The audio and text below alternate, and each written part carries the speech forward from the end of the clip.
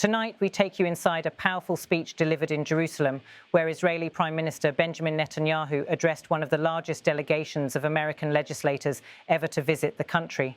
His words were more than remarks. They were a statement of survival, a warning of danger, and an appeal to shared values between Israel and the United States. The event opened with a warm welcome. Netanyahu, standing before American lawmakers, Israeli officials, and a global audience, wasted no time in recognizing the guests of honor.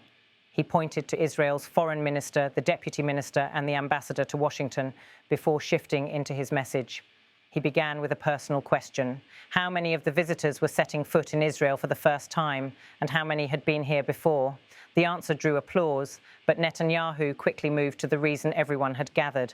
The Prime Minister recalled October 7th, a date etched into Israel's modern memory. Netanyahu said, "On October 7th, we were attacked with no provocation by the Hamas monsters. They murdered 1,200 of our citizens. They burnt babies alive.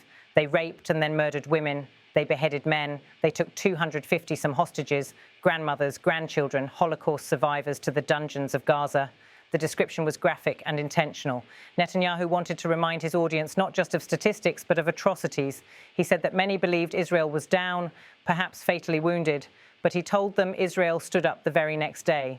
"I said on that day that we will change the face of the Middle East," Netanyahu declared. It was not just a fight against Hamas, he explained, but against an entire network of terror, what he called the Iranian axis.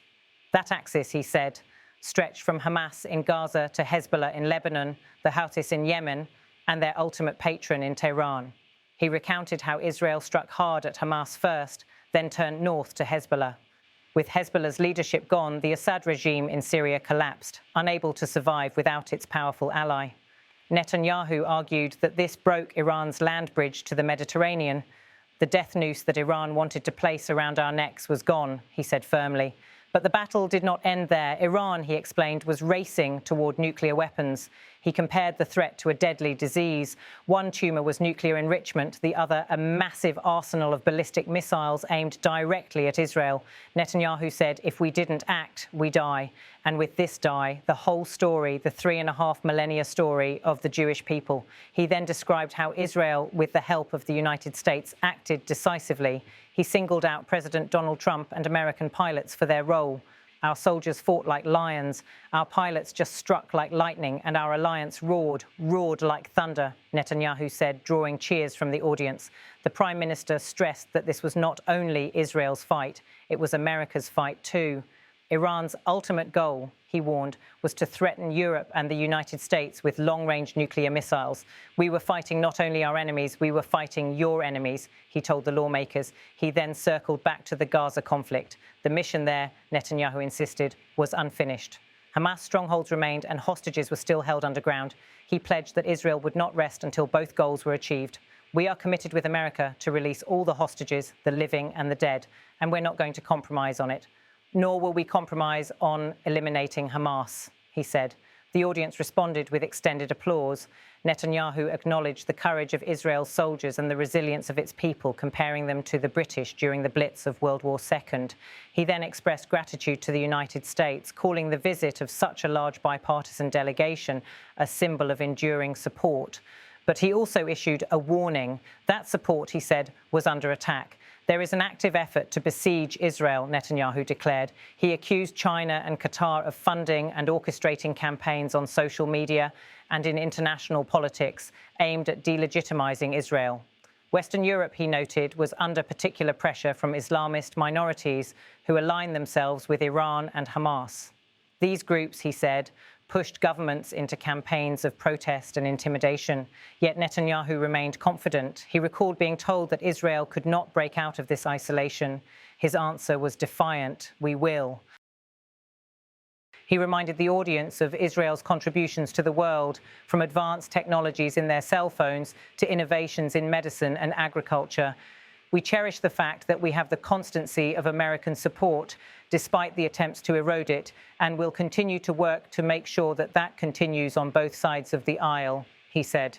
As his speech progressed, Netanyahu shifted from military and political threats to themes of heritage and shared civilization.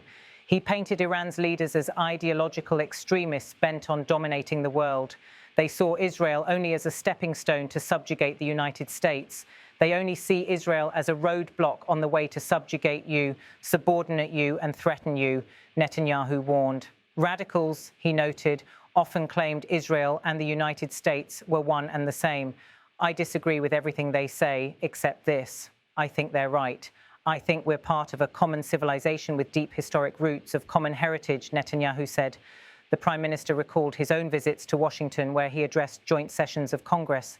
From the podium, he said, he could see the inscription of Moses on the far wall, a reminder of liberty and biblical roots.